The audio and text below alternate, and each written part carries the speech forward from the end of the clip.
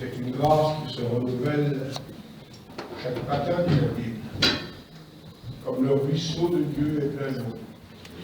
Ce qui est glorieux dans le chose du Seigneur, c'est que dans quelques lieux que l'on va en France, dans le monde, lorsque les chrétiens se réunissent et qui sont dans cet état de grâce, vivant la vie de Dieu, on retrouve la même atmosphère de foi, le même désir de plaire, le même désir de glorifier Dieu. On retrouve les mêmes louanges par les cantiques, l'adoration par la prière. On retrouve le même mode de la parole. Dieu unit ses enfants. La Bible déclare que le Christ est mort pour réunir en un seul corps les enfants de Dieu dans le monde. Les enfants de Dieu dispersés. Et je me réjouis dans le Seigneur de tout mon cœur de me trouver avec vous ce matin. Merci mon capuchon et à tous ses collaborateurs de pasteur et à toute l'Église de me permettre d'être là. C'est un bonheur pour nous que de glorifier Jésus. Un bonheur qui nous accepte en sa présence. Et le verset biblique nous offre cette invitation. Approchez-vous avec assurance du trône de la grâce pour être secouru dans tous vos besoins. Nous avons la libre entrée dans le sanctuaire maintenant. Et cette assemblée est devenue pour nous le sanctuaire du Seigneur. C'est vrai que le vrai sanctuaire, c'est nos cœurs, là où Dieu habite, parce que par l'Esprit Saint, le Père, le Fils et le Saint-Esprit animent notre vie. Nous sommes devenus tous des petits temples, nous sommes le temple de Dieu, le temple du Saint-Esprit. Et cet endroit du culte est un endroit privilégié où les chrétiens se réunissent ensemble. C'est toujours un bonheur de pouvoir le chanter. C'est un bonheur de le connaître. Nous chantions ce soir, vous devez le chanter encore. Ah, quel bonheur de le connaître. L'ami qui ne saurait changer. De l'avoir ici-bas pour maître, pour défenseur et pour berger. Vous êtes heureux? Heureux celui dont le péché est pardonné. Heureux celui que Dieu a mis en sa présence. Et nous sommes de ces privilégiés ce matin. Et nous voulons nous réunir avec tous nos frères et sœurs en France et dans le monde, qui comme nous ce matin fait monter à Dieu leur cœur, leur louange, leur adoration par le chant, la louange, l'écoute de la parole. Cette Église universelle que le Christ s'est acquis par son sang, qui va bientôt se retrouver tous ensemble en gloire, avec tous nos bien-aimés qui nous ont devancés dans le repos du Seigneur. Ça n'est pas sa compréhension de la limite humaine, c'est la foi qui intervient et la confiance dans le Seigneur, et que Dieu nous y aide, que Dieu nous y aide. Avant de lire la Bible, je crois que je peux parler en votre nom, je parle en mon nom et en votre nom, et je suis convaincu devant Dieu que chaque frère et sœur doit, peut-être même s'il ne connaît pas tout à fait le verset tel qu'il est cité, mais il le vit en tous les cas. Nous ne sommes pas de ceux qui se retirent pour se perdre, mais nous sommes de ceux qui, par la foi, continuent à avancer pour le salut de nos âmes. Que Dieu vous bénisse. Merci d'être présent. Je lis pour vous et je lis avec vous, si vous voulez, maintenant, ce que le roi Salomon nous a laissé dans l'Ecclésiaste, au chapitre 12. Un verset pour nous, afin de faire une réflexion de la parole par rapport à notre foi et par rapport à notre utilité. La foi que nous avons dans le Sauveur, celle d'être sauvés, de nous emmener en gloire, ne nous dispense pas d'être utiles. Au contraire, nous sommes sauvés pour servir. Que ce soit par le chant, le témoignage, la prière, l'offrande ou le ministère, chacun de nous a quelque chose à faire pour Jésus. La Bible dit sur certaines femmes, elles le suivaient et elles le servaient. Et on ne peut pas suivre sans servir. ne peut pas vivre sans se rendre utile au Seigneur. Alors la réflexion de ce matin, c'est dans cette vie difficile, et il faut le reconnaître devant Dieu, la vie se complique de plus en plus. Je répète, un oiseau de mauvaise augure, mais vous la vivez comme moi, la vie, je la vis. Et puis je ne suis pas gêné, vous avez certainement prié pour moi. J'ai aussi mes soucis de santé, et merci Seigneur, parce que dans sa grâce nous suffit. Sa puissance s'accomplit dans notre faiblesse. Et c'est une vérité pour les chrétiens. Mais néanmoins, nous sommes dans la vie, chaque jour nous rapproche du but, et la vie devient de plus en plus compliquée. Et néanmoins, il faut rester fidèle au Seigneur, il faut rester consacré au Seigneur, et il faut rester utile au Seigneur. Pour faire quelque chose pour sa gloire. Et le texte de ce matin va servir à nous rappeler notre utilité et notre fidélité. Ne l'oublions pas. Et avec la parole de Jésus, celui qui est fidèle dans la moindre des choses, les détails de la vie, les détails de la foi, Dieu lui en confiera de plus grands. Et Jésus de dire, on donnera à celui qui a, et on ôtera à celui qui a peu. En général, dans la règle de notre vie, surtout par rapport à notre contexte de peuple, peut-être que moi aussi j'agirai comme ça, c'est la manière des hommes. Celui qui a déjà, on ne donne pas, nous. On donne à celui qui n'a pas. Alors que le Seigneur, dans la parole de Dieu, nous affirme le contraire. Il donne à celui qui a, et il enlève à celui qui a peu. Dans le sens que celui qui a, ça veut dire qu'il fait fructifier, qui fait valoir, qui double son intérêt. Et Jésus met entre nos mains ses valeurs, ses richesses. Et le fait de les doubler, il nous donne davantage le Seigneur. Mais celui qui a un talent et qui le cache, Jésus sera prêt presque à l'enlever, dit la parole du Sauveur. Alors, la foi, malgré son état de joie, le joyeux de la foi, le bonheur de la foi, il y a aussi le sérieux de la foi. Et c'est un peu à ça, ce matin, que je voudrais partager avec vous la parole. Je lis maintenant, s'il vous plaît. Je lis avec vous le livre de l'Ecclésiaste, au chapitre 12.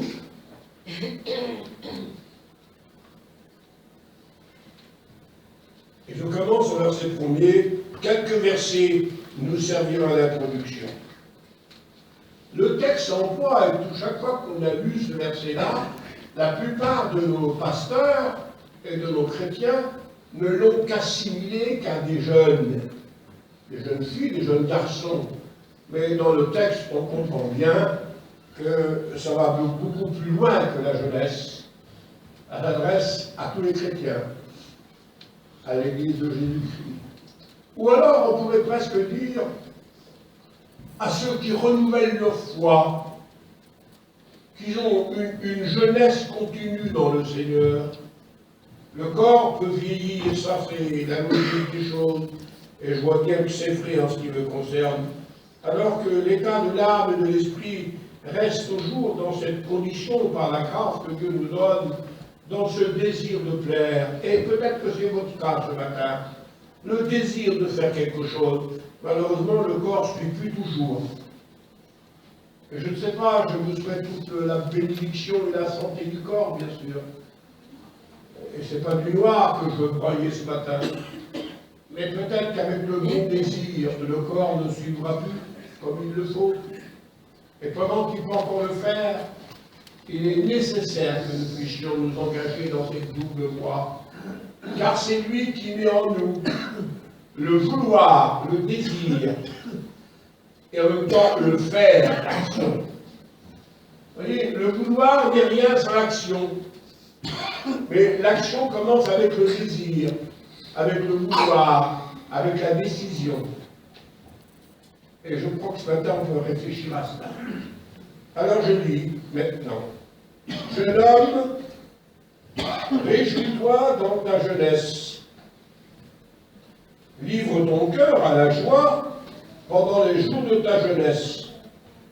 Marche selon les voies de ton cœur et selon les regards de tes yeux. Voilà une vérité qui se fait dans le monde et qui se fait peut-être dans l'Église. On marche selon ses yeux, on marche selon son cœur, on marche selon son désir, selon sa recherche, selon son vouloir. Mais Salomon avertit. Tout dépend de quelle manière on marche. Tout dépend de quelle manière on se dirige. Parce que Salomon précise, mais sache que pour tout ce que tu fais, un jour, Dieu t'appellera en jugement.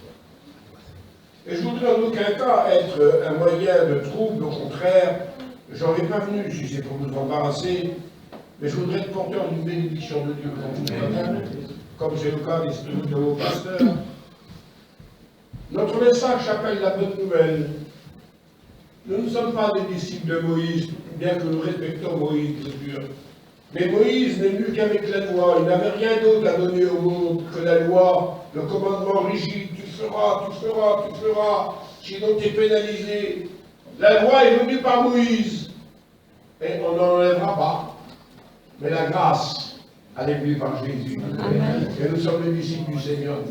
Ça n'enlèvera pas non plus le sérieux de la foi. La grâce n'enlève pas non plus le sérieux, le règlement, la vie, de discipline, de fidélité, d'engagement, de droiture, de vérité. Au contraire, elle permettra cela. La loi l'a demandé sans la permettre. La grâce la présente et la permet. Et que le Seigneur le fasse. Alors marche comme tu veux, mais sache qu'un jour tu rendras des comptes à Dieu. Et je voudrais vous dire à vous tous ce matin, et à moi aussi, ainsi qu'à mes collègues de pasteurs, de candidats, il nous faudra un jour tous comparaître devant le tribunal de Christ. La Bible présente qu'il y a deux tribunaux. Il y a le tribunal du grand trône blanc, le tribunal du jugement dernier. Aucun chrétien sera appelé à ce tribunal-là. Ce ne sont que les impies, dit la Bible. Ceux qui rendront compte à Dieu pour leur vie sans Dieu, sans foi, sans grâce, et qui devront comparaître devant Dieu pour rendre des comptes. Leur éternité en dépendra. Tandis qu'il y a le tribunal de Christ, écrit l'apôtre Saint Paul, et là, c'est par rapport à ce qu'on a fait pour Jésus, par rapport à l'amour qu'on a eu pour lui, par rapport à la fidélité qu'on a eue pour lui, la consécration qu'on a eue pour lui. Ça, c'est le tribunal des récompenses. Et c'est important que nous puissions le comprendre. À quoi servons-nous pour Jésus? Nous avons été sauvés par lui, c'est une grâce qu'il nous a donnée. Il nous a aimés, il nous a sauvés. Nous l'aimons. Nous voulons le glorifier. Et votre amour ne vous sauvera pas, mes frères et sœurs. La mienne non plus, de toute façon. Parce qu'elle est insuffisante. Ce n'est pas nous qui l'avons aimé, c'est lui qui nous a aimé le premier. Et qui est mort pour chacun de nous. Mais son amour nous permet maintenant de l'aimer à notre tour. Et lorsqu'on aime, on veut plaire. Lorsqu'on aime, on veut servir. Lorsqu'on aime, on veut être utile. Et c'est ce que l'Église de Jésus est.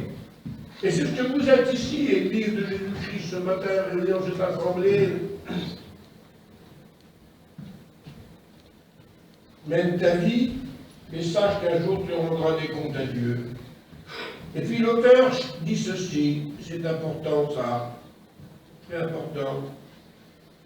Deux mots simplement. Bannis de ton cœur et chasse le mal de ton corps. Bannir et chasser, c'est rejeter, c'est enlever, c'est ne plus vouloir. Bannir, c'est fini pour l'éternité, c'est banni. L'expression du mot, c'est terminé pour toujours. Et chasse de ton corps. Parce que malheureusement, il y a à bannir du cœur et à chasser du corps. Nous avons un double travail. Nous avons un travail dans le cœur à faire, à continuer.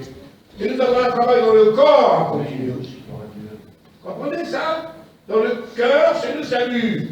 Et il faut continuer ce salut par la grâce de Dieu. Dans le corps, c'est la sanctification. La mise à part pour le Sauveur, pour lui plaire. Et ça, il faut le faire aussi, dit la Bible. Et si seulement on dit ça, c'est parce qu'il entrevoit que le corps va s'effriter. Or, vous avez encore, pour la plupart ici, je vois, beaucoup, et que Dieu vous le donne, bien qu'on est tout proche du retour de Jésus, bien sûr, et que ça peut arriver d'une journée à l'autre, où je ne suis pas venu vous l'annoncer, vous le savez, vous lisez vos Bibles, vos pasteurs vous l'enseignent, le Saint-Esprit nous le rappelle, les circonstances là sont là comme des signes annonciateurs. Et pourtant, nous devons être prêts comme si c'est ce soir ou tout à l'heure, l'enlèvement d'église, et pourtant entreprendre un service pour Dieu, un travail pour Dieu, une action pour Dieu, comme si qu'on a encore un temps que seul Dieu connaît devant nous. Donc, il faut être équilibré, prêt à partir et prêt à travailler. Il faut que le chrétien, la chrétienne continue cette double action et que Dieu nous y aide. Et Salomon fait un poème sur la vie, un poème extraordinaire d'ailleurs. J'ai noté, c'est marqué dans la Bible, hein, et je vois Dieu clair en l'ayant écrit. Et il rappelle plus de 10 fois, 12 fois, l'expression du mot. Souviens-toi avant. Il va y avoir une échéance. Comprenez le mot échéance? Un jour, il va falloir rendre compte. Alors, avant que cela arrive, eh bien, essayons de faire une réflexion maintenant ensemble. Souviens-toi avant que les jours mauvais arrivent. Car, je ne vous le souhaite pas, mais les jours mauvais sont devant nous aussi, il n'y a pas de problème. Par rapport à l'inconvénient de la vie, aux difficultés de la vie, les choses les plus légitimes, Seigneur Jésus. Et je ne veux pas broyer du noir, mon baron de je suis comme vous. Les choses les plus simples, les plus normales de nos foyers, de nos enfants, du manger, du boire, du vêtement et tout ceci, deviennent de plus en plus compliqués pour un chrétien avec un mode de vie qui se transforme constamment. C'est tellement important. Alors souviens-toi de ton Créateur. Et il commence. Verset 5 du chapitre 12. Souviens-toi avant que tes gardiens ne tremblent. C'est un poème de Salomon, une poésie biblique, un avertissement de la parole. Souviens-toi, engage-toi avec le Seigneur, fais quelque chose pour le Seigneur, donne-toi à lui avant que tes gardiens de ta maison ne tremblent. Vous savez qui c'est les gardiens? Les pasteurs le savent normalement. C'est les mains. Parce que c'est eux qui éventuellement sont là pour éventuellement agir, actionner, faire quelque chose, protéger. C'est avec ça, vous voyez, qu'on se protège, qu'on travaille, qu'on fait tout. Avant que tes gardiens ne tremblent, où tu ne pourras plus te protéger et où tu ne pourras plus travailler. Tu as le bon désir, mais tu ne pourras plus faire. La vieillesse aura agi ou la maladie aura agi, je ne sais pas. Avant que ce jour n'arrive, je voudrais bien le faire. Seigneur, je voudrais travailler pour moi. Seigneur, je voudrais protéger ma vie spirituelle. Mais je n'ai que le désir, mais je n'ai plus la capacité. Mes gardiens ne sont plus là pour me protéger. Avant que tes gardiens ne tremblent. Vous avez le bonheur que vos gardiens ne tremblent pas aujourd'hui. Et je souhaite qu'ils ne tremblent jamais jusqu'au jour où Jésus revient. Mais il y en a que l'on met ne tremblent pas, mais en vérité, ils ne font plus rien pour Jésus. Ils ne travaillent pas pour Jésus. Ils ne tendent pas la main pour le Seigneur. Il y a bien longtemps, c'était en ordre, je ne sais pas qui c'était qui était étudiant à cette époque-là, le Seigneur a parlé à mon cœur, j'en avais un grand besoin, et il m'a dit, tu sais pourquoi j'ai été crucifié? Alors que j'étais prédicateur depuis quelques années déjà, j'aurais presque pu répondre à Jésus. Je croyais que je pouvais répondre à Jésus. Et puis la sagesse a permis, ou la crainte a permis que je ne réponde pas, bien sûr. Et c'était beaucoup mieux. Ben, il m'a dit, je vais te le dire, tu le sais pourtant, mais je vais te le dire. Quand j'étais sur la terre, je tendais la main à tous les hommes, à toutes les femmes. Un petit geste de rien, tendre la main à son frère. Donner la main à vos frères, c'est marqué dans la Bible. C'est le symbole de la fraternité, ça, et de la communion, par Dieu. Je tendais la main à tous les hommes. Et puis Jésus continuait. J'ouvrais ma main pour les malheureux. C'est le partage. C'est la communion, c'est le partage. Je relevais celui qui était tombé. Ça, c'est l'aide qu'on envoie à nos frères et sœurs. Et Jésus me disait, et je la posais sur les malades pour leur guérison. Et ça a gêné Satan, ça. Et il a cru qu'en me clouant les mains, il allait m'arrêter de faire ça. Mais toi, en ce temps-là, le maître me disait, mais toi, tu es ma main. Tu la tendras à tous les hommes pour Dieu. Tu l'ouvriras pour tout le monde. Tu relèveras celui qui est tombé et tu la poseras sur les malades. Un message qui a rempli mon cœur de grâce énorme. Et le Seigneur, dans sa bonté, ce qui est normal, m'a dit, tu sais, sur la terre, j'avais que 2 mains. Ah oui, c'était pas un phénomène, j'avais que 2 mains.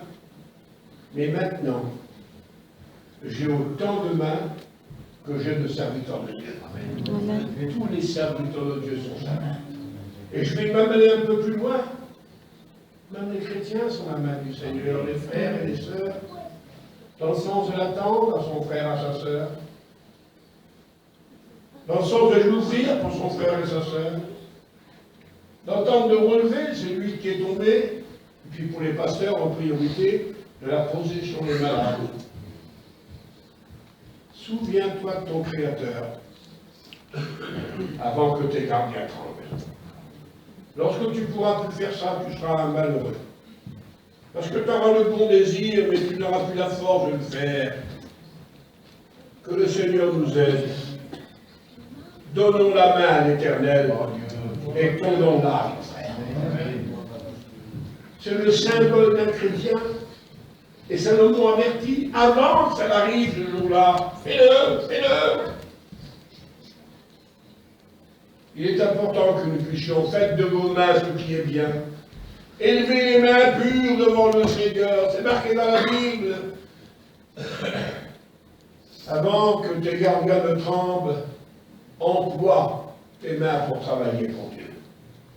Pour faire ce que le Seigneur te demande de faire, d'une façon différente les unes des autres. C'est la première note de Salomon, et je n'ai pas allé beaucoup plus loin. La deuxième note de Salomon, toujours au verset 5. Souviens-toi de ton Créateur avant que tes hommes forts se courbent. Les hommes forts. Eh bien, c'est les épaules. Hein? Les hommes qui sont valides, qui sont droits, vous savez, hein, comme la plupart d'entre vous. Je l'ai été toute ma vie, je commence un petit peu à faiblir. Pardonnez-moi. Hein? Et puis après, on est tout tordu, tout courbé. Ça, c'est le symbole de porter les fardeaux. Pendant que tes épaules le peuvent encore. Portons les fardeaux des uns des autres. C'est marqué dans la Bible, ça. Portez les fardeaux des uns des autres, et vous accomplirez ainsi la loi du Christ. Pendant que tes hommes sont forts. Et c'est aussi pour nos sœurs et nos frères, bien sûr, pour les prédicateurs en priorité peut-être. Avant que le main tremble, travaillons. Avant que les hommes forts se courbent, portons les fardeaux d'évangile. Je vous appelle à porter le fardeau d'évangile. Dieu. Plutôt me rappeler ce que les pasteurs peuvent me rappeler, ce que vous savez que des centaines de gens, voire des milliers vous entourent ici là. Il n'y a pas que vous remerciez à Dieu pour tout.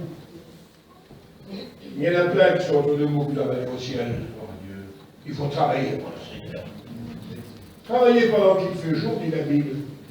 Car la nuit vient où on ne pourra plus travailler. Travailler dans le témoignage, travailler dans la prière, travailler dans l'offrande, selon le besoin de l'œuvre de Dieu. Savez-vous que bibliquement parlant, selon les données bibliques, on sauve plus d'âmes en dehors de l'Église que dans l'Église? C'est en dehors que je fais l'évangélisation. C'est en parlant avec les gens dans leur maison, dans leur caravane, à droite à gauche. On les emmène après, bien sûr. Mais l'évangélisation, c'est aller par tout le monde avec le Seigneur Jésus. Alors j'ai ce message à vous laisser ce matin. Le message de l'amour, pas le mien, bien sûr. Avant que tes mains tremblent, eh bien, travaille pour Jésus. Tends ta main à tes frères et sœurs. Relève celui qui est tombé. Ouvre-la pour atterrir. Avant que tes gardiens, avant que tes hommes forts se courbent, et que tu voudrais bien, mais que tu ne pourras plus faire, porte le fardeau des l'évangile. J'invite l'Église et les pasteurs à porter le fardeau les uns les autres. Et le fardeau de l'Évangile, c'est ce que Salomon nous dit dans le texte biblique.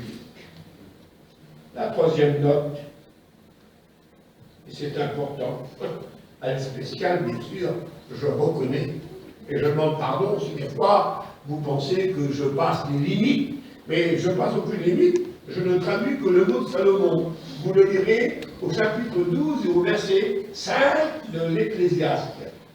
Souviens-toi de ton Créateur avant que ceux qui moulent s'arrêtent de mouler. C'est quoi ça? Bizarre, Salomon, il a un poème extraordinaire. Hein? Eh bien, c'est les dents, ça, hein? Ceux qui moulent la nourriture, là, les dents. Avant qu'ils disparaissent, parce que ça disparaît aussi, hein, pas de problème. Hein? Avant que tu peux encore t'alimenter correctement. Et ça, c'est spirituel pour nous ce matin. Avant que tu peux te nourrir de la parole de Dieu, où tu n'auras plus la possibilité peut-être, parce que tu ne peux plus mouler les mots de l'Évangile. Si vous avez goûté que le Seigneur est bon, dit la Bible, le pain de Dieu, il faut le savourer. Et c'est une expression de se nourrir. L'homme se nourrit de la parole de Dieu. Avant que ceux qui moulent s'arrêtent de mouler, tu n'auras plus de goût à la parole, tu n'auras plus de goût à te rassasier de la nourriture de l'Évangile. Avant que ceux qui moulent s'arrêtent, souviens-toi de ton Créateur. J'appelle ici l'Église à se nourrir de la parole. J'ai pris tes paroles et je les ai dévorées, disait Jérémie. Et c'est ce qu'il nous faut faire. Me pardonner. N'attendez plus d'avoir qu'une seule dent pour me consacrer à Dieu, vous comprenez bien. C'est une expression, ça. Il y en a qui ont une dentition et qui ne se nourrissent pas de la parole de Dieu, bien sûr. Mais le Salomon emploie la phrase avant que ceux qui moulent s'arrêtent de mouler. On ne se nourrit plus de la Bible. On aura bien soin à midi de se nourrir. Et encore ce soir, et encore après, constamment. Et puis, c'est le fils prodigue qui a dit, ici je meurs, il n'avait plus de nourriture. Si j'étais de la nourriture des porcs, pas terrible pour un chrétien d'avoir la nourriture des porcs, la nourriture des impurs. Chez mon père, il y a le pain. Eh bien, si vous voulez être nourri, c'est chez le Père qu'il y a le pain. Le pain en abondance. Et que Dieu vous bénisse. Avant que ceux qui moulent s'arrêtent de mouler, avant que les gardiens ne tremblent, avant que les hommes forts se courbent, que c'est important, Seigneur. Et puis la quatrième note, toujours au verset 5. Souviens-toi de ton Créateur, avant que ceux qui regardent par la fenêtre s'obscurcissent.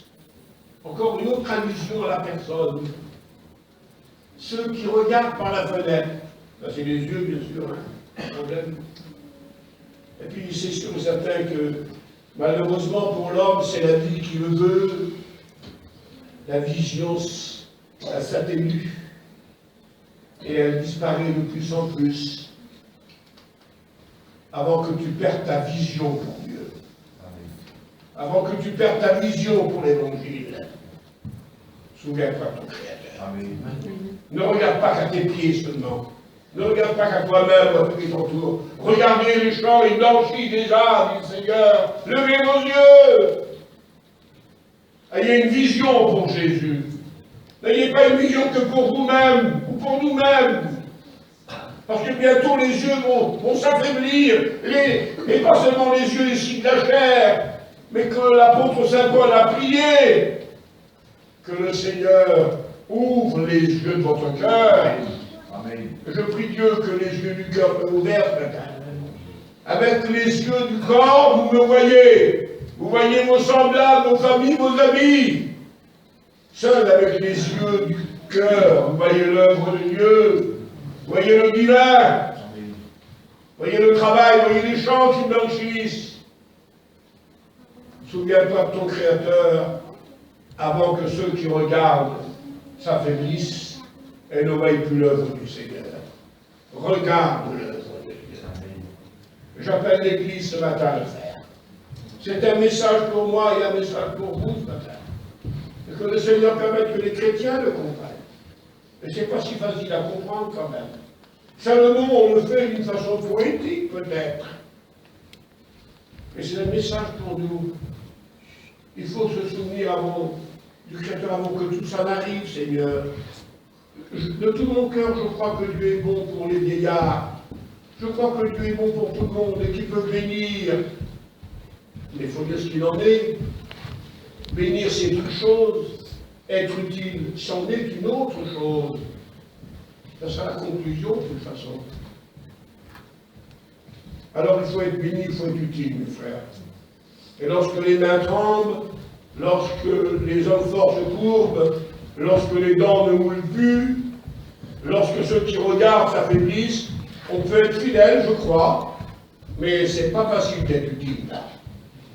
Que l'Évangile nous appelle ce matin, c'est être fidèle et utile. Amen. Et que le Seigneur le permette. C'est ça le mot de Dieu pour vous, c'est ça le mot de Dieu pour chacun de nous. On continue encore, si vous voulez. Le mot est magistral dans sa déclaration. Merci Seigneur. Et il va maintenant avec cette phrase. Souviens-toi de ton Créateur avant que les battants ne se ferment. Les battants, c'est quoi les battants maintenant? Ils se ferment, c'est fini. Donc, les oreilles, on n'écoute plus rien. Ils sont fermés les battants. Pendant que tu peux écouter la parole de Dieu ce matin. Pendant que tu peux écouter l'Évangile. Pendant que tu peux écouter la voix de Dieu. Eh bien, fais quelque chose. N'attends pas de ne plus entendre Dieu te parler. C'est le symbole de la surdité, bien sûr, ça. Hein, vous avez des oreilles, mais vous n'entendez point, dit la Bible. Et il y a plein de gens qui sont comme ça. Avant que les battantes se ferment, les oreilles, c'est la personne qui s'effrite. C'est la vieillesse qui arrive, c'est l'handicap qui apparaît. Avant que les battants ne se ferment, souviens-toi de ton Créateur. C'est David qui a dit au Seigneur une prière, ouvre mes oreilles pour que j'écoute comme écoute un disciple. Nous devons écouter comme des disciples. Nous devons écouter le Maître nous parler, nous donner les instructions, des ordres. C'est un malheur de ne plus écouter la bonne parole du Seigneur. C'est grave de ne plus entendre les louanges et de ne plus écouter le message que les serviteurs de Dieu transmettent, pendant que vous avez encore le bonheur et la joie de l'entendre. Que celui qui a des oreilles écoute ce que l'Esprit dit. N'attendez pas qu'il soit fermé vos battants. Ouvrez vos oreilles au message de la parole du Seigneur ce matin. Voilà ce que Salomon veut nous dire dans le texte de la parole du Sauveur. Continuez encore quelques notes, s'il vous plaît, c'est important. Important. J'en pense quelques-uns. Je vais aller au plus long de Salomon dans tous les détails. Et je vais rester vers l'idée générale. C'est le verset 7 maintenant. Souviens-toi de ton Créateur avant que l'amandier fleurisse. Vous savez ce que ça veut dire, bien sûr. Avant que les cheveux deviennent blancs. L'amandier fleurisse et les cheveux blancs. C'est la vieillesse qui s'est installée et dont les cheveux blancs sont le symbole. C'est vrai qu'aujourd'hui, on a des jeunes qui ont des cheveux blancs, c'est pas naturel. Dans l'esprit de la Bible, les cheveux blancs, c'est le symbole de la vieillesse, le symbole du respect, le symbole de l'honneur, le symbole de la couronne, dit la Bible, parce que les cheveux blancs sont la couronne du vieillard. Pendant que tu as encore ton honneur, voilà. Pendant que tu as encore ton respect, là, aujourd'hui. Que tu respectes Dieu qu'on te respecte. N'attends pas d'avoir un mauvais témoignage. N'attends pas d'être décalé dans ta foi. Pendant que l'amandier fleurit, souviens-toi de ton Créateur. C'est une honneur pour un homme d'âge, une femme d'âge, d'être fidèle et engagé. Il est logique aussi pour des jeunes de le faire, il n'y a aucun problème. Mais souviens-toi de ton Créateur avant que l'amandier fleurisse. L'amandier fleurit vite, mes frères. Je me souviens de 60 ans en arrière, moi, comme si rien n'était. Dans le vécu que je vois, j'étais comme vous, moi. J'avais un cran qui tombait là. Maintenant, je crois qu'il est parti. Il a disparu. Les années sont rapides. Ma vie est comme une navette d'un tisserand, dit la Bible. Les années nous surprennent. Que Dieu pardonne, n'attendant pas d'avoir un âge où on ne peut plus rien faire. On dit, je me consacre, Seigneur, me donne, Seigneur, je me livre, Seigneur. C'est bien gentil, mais vous ne pourrez plus faire grand-chose, là. Pendant que vous pouvez encore le faire. Faites-le pour Jésus. Donnez-vous tout entier. Donne-toi tout entier. Donne-toi avant que l'amandier fleurisse. Que le Seigneur t'aide et que le Seigneur nous aide à tous. Et que Dieu bénisse et que la compréhension de l'Évangile nous soit permise. Au verset 7 encore. Souviens-toi de ton Créateur avant que la sauterelle devienne pesante. La sauterelle, c'est quoi la sauterelle? C'est la sauterelle, c'est un gilet. La sauterelle, ça fait un bond énorme. Vous avez vu ça l'été dans les champs, La sauterelle. Ah, Seigneur Jésus, pardonne-moi, mon Dieu, pardonnez-moi. Mais sauterelle à mort, c'est même difficile. C'est la marche, c'est les jambes, c'est l'agilité. C'est important pour un chrétien, ça, de pouvoir marcher pour Jésus. C'est Dieu qui le dit, qui marchera pour moi? Amen. Et puis un homme a répondu, c'était Ésaïe, bien sûr, dans la prophétie. Me voici, envoie-moi. Dieu pose la question, qui va marcher pour moi? N'attendez pas que la sauterelle devienne pesante. Pour dire, moi, Seigneur, vous pouvez faire un pas, pendant que vous pouvez le faire encore. Suivez avec vos pieds les voies droites. Mettez à vos pieds le zèle que donne l'évangile de paix. Que le Seigneur nous le permette ce matin. Et je pense que nous en comprenons la note, là, tout simplement. La sauterelle devient pesante. Elle ne peut plus faire beaucoup de choses, la pauvre vieille. Que Dieu nous aide. Profitez de votre santé. Profitez de votre agilité. Profitez de vos possibilités, à tous les niveaux du texte de Salomon, pour pouvoir se consacrer au service de Dieu, lui être fidèle et lui être utile aussi. Je pense que vous comprenez et que Dieu nous y aide, que Dieu nous y aide. Merci Seigneur. Souviens-toi de ton Créateur avant que la sauterelle devienne pesante. Que c'est important, Seigneur. Que c'est important. Et au verset 7, il emploie encore cette phrase spéciale. Souviens-toi de ton Créateur avant que la cape n'a plus de goût et n'a plus d'effet. Vous savez ce que c'est ça? Le texte nous permet de comprendre. La cape n'a plus de goût. C'est la saveur. Vous savez, lorsqu'on est jeune, vous l'êtes tous, je le suis encore, je peux encore continuer un peu à faire la différence, mais lorsqu'on est arrivé à un certain âge, on ne sait plus discerner la saveur de l'aliment. Quand on vous donne, je ne sais pas moi, carottes ou des navets, ça ne change pas, il y a le goût est le même. Pardonnez-moi si je vous dis ça. Lorsqu'on ne sait plus savourer, lorsqu'on ne sait plus différencier le bon du mauvais, c'est grave. C'est grave. Lorsqu'on appelle le mal bien ou le bien mal, c'est grave. Avant que vous ne puissiez plus discerner le goût des bonnes choses, souviens-toi de ton Créateur. Que l'aliment qui nous nourrit soit l'aliment spirituel. J'ai une nourriture, disait Jésus, que vous ne connaissez pas. Et les chrétiens connaissent cette nourriture du ciel. Ce pain qui vient de Dieu. Cette nourriture de la grâce. Le texte que je viens de cité par l'apôtre Saint Paul. Si vous avez goûté que le Seigneur est bon, ah, quelle bonté, Seigneur! Approchez-vous de lui. Alors nous avons une cape, normalement, un goût qui sait différencier le bon du mauvais. Et malheur à celui qui a pris le mal bien ou le bien mal. Et que Dieu nous y aide. Que nous ne nourrissions pas de ces choses du monde qui sont mauvaises et qui nous empoisonnent et qui ont offert notre saveur bientôt. Mais que nous nous nourrissions de la bonne parole de Dieu. Que nous nous nourrissions de l'Évangile. De cette manne qui tombe du ciel, ce pain de Dieu vivant.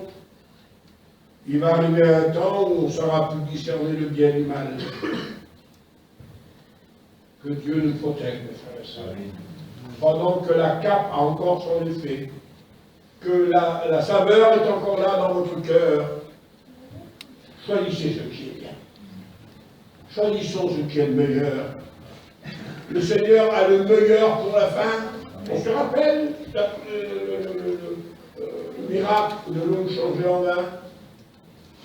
Lorsque les employateurs du repas sont venus, et ils ont dit à Jésus, en général, on sert le bon avant, et le mauvais à la fin, ça peut discerner les gens, le mauvais du bon.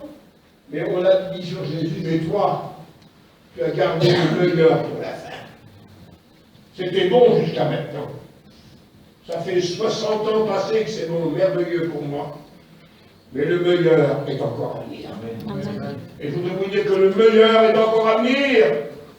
Lorsque le Seigneur viendra nous chercher, où nous nous réunirons dans la gloire, pendant qu'on a encore la saveur de l'Évangile.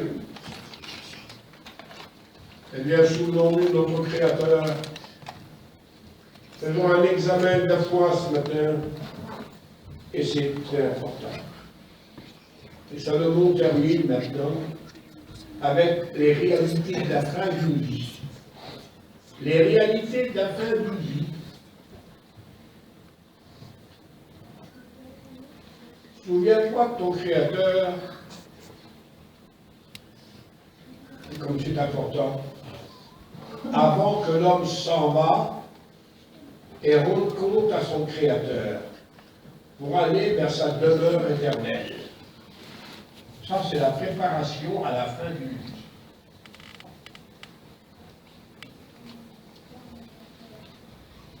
Et c'est important que nous puissions pas nous préparer à mourir. Je veux bien être précis ce matin, bien sûr que non. Mais préparer à rencontrer le Créateur.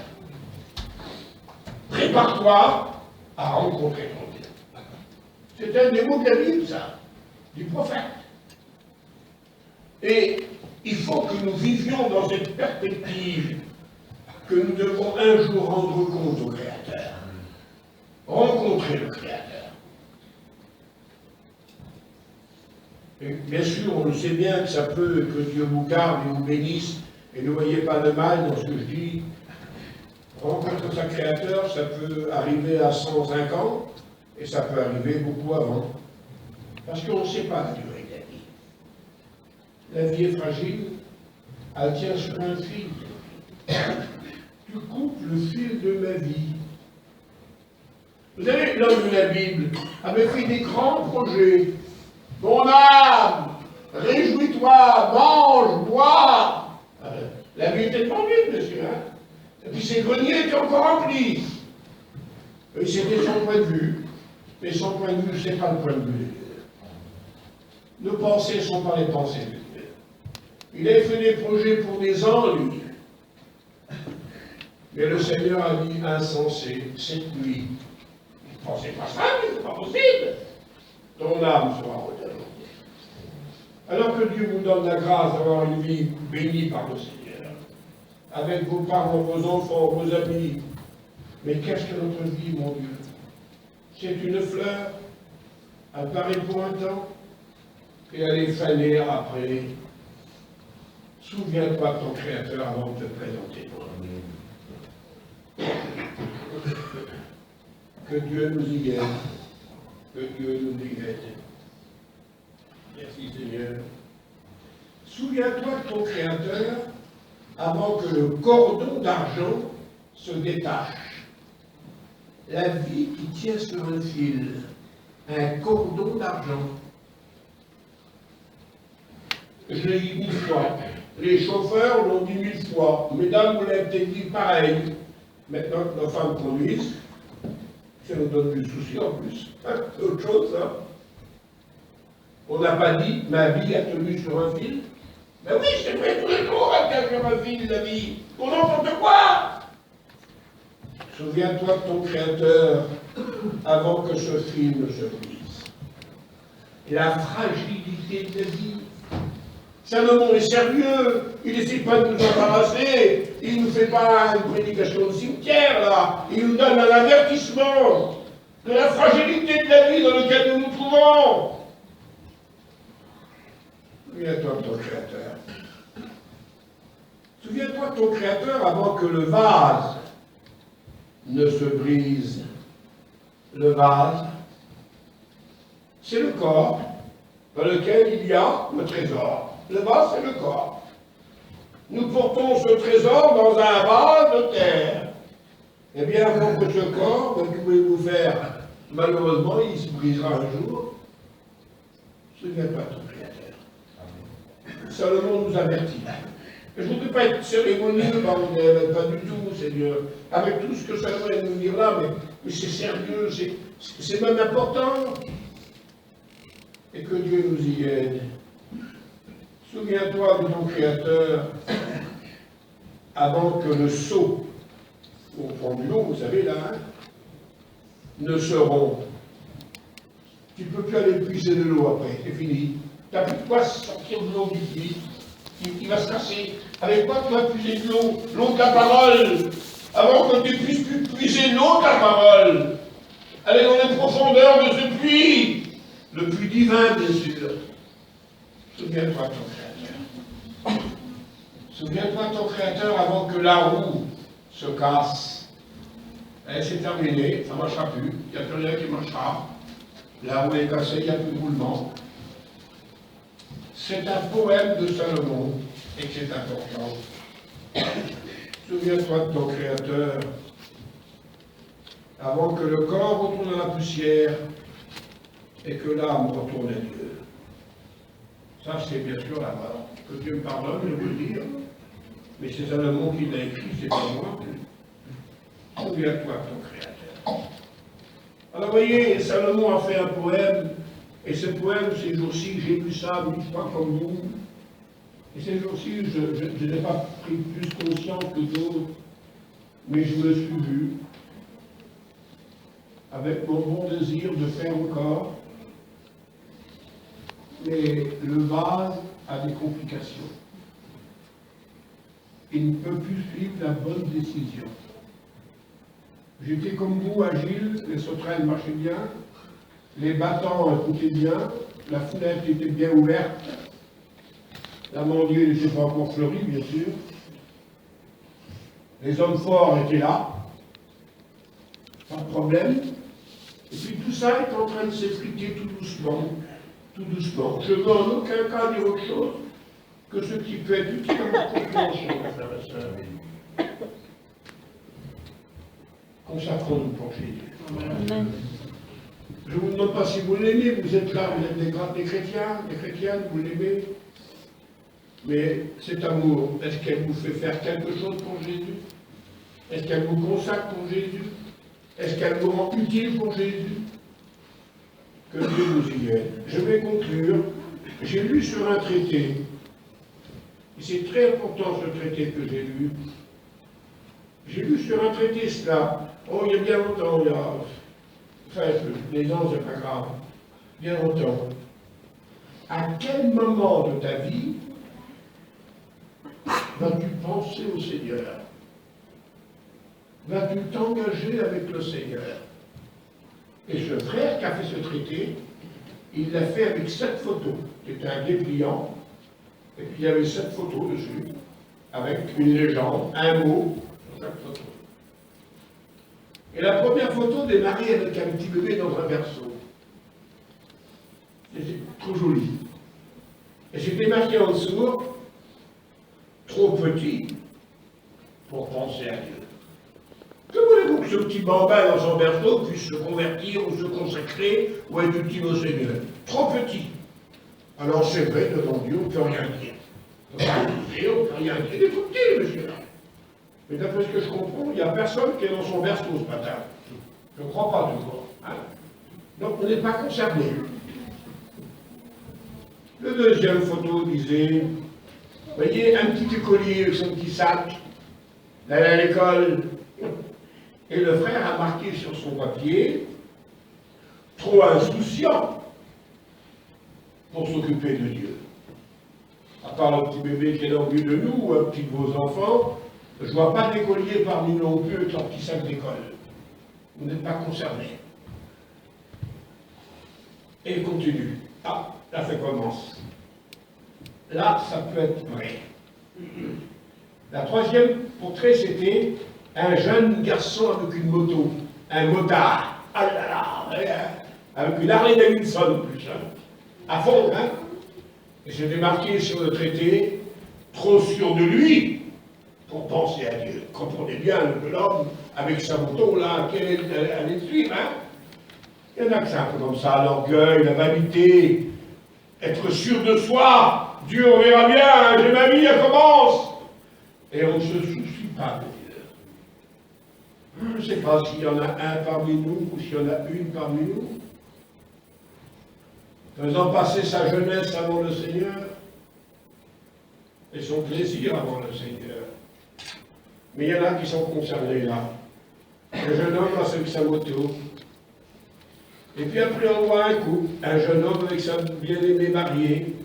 Ah, c'était marqué en dessous, trop heureux pour penser à Dieu. Que voulez-vous qu'on pense à Dieu, on vient de se marier, on a un foyer à crier, il faut s'occuper de nos affaires maintenant.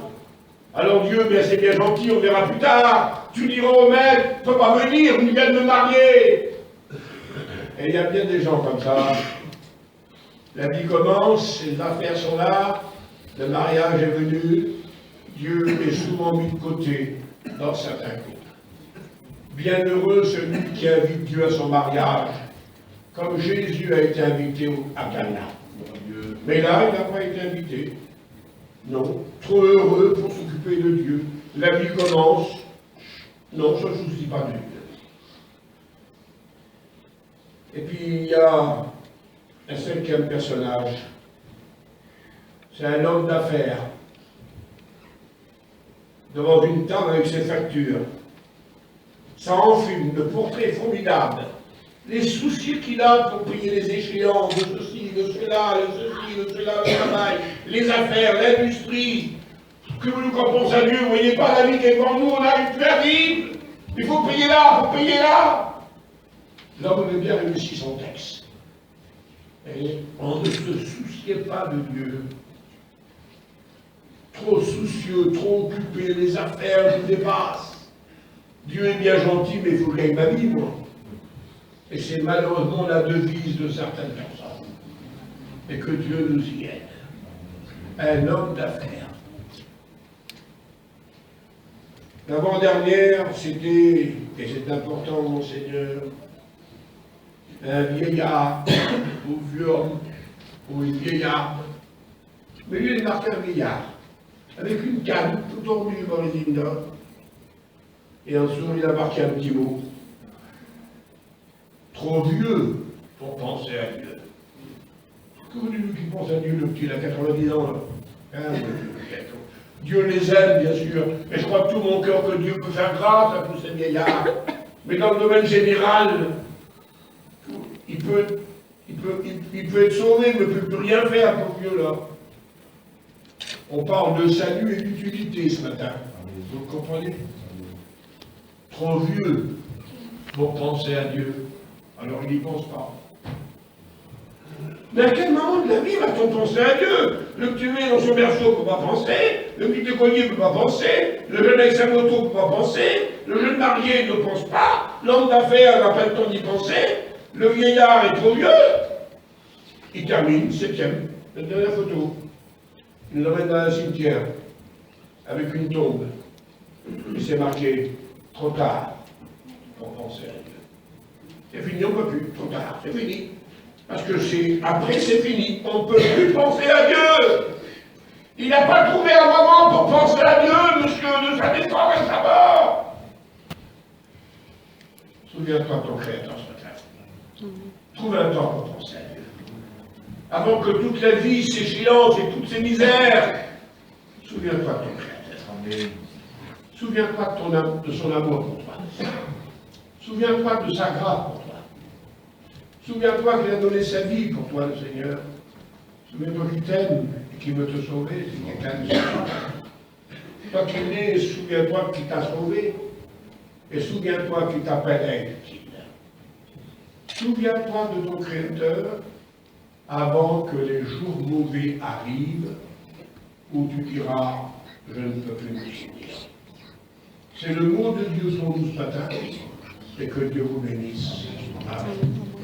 Que ton nom soit béni ce matin, Seigneur, et que ce mot David soit retenu par tes enfants. Que ce mot soit retenu par moi. Que ce mot soit retenu par tes serviteurs, par nos frères et nos sœurs. Merci de nous avoir sauvés.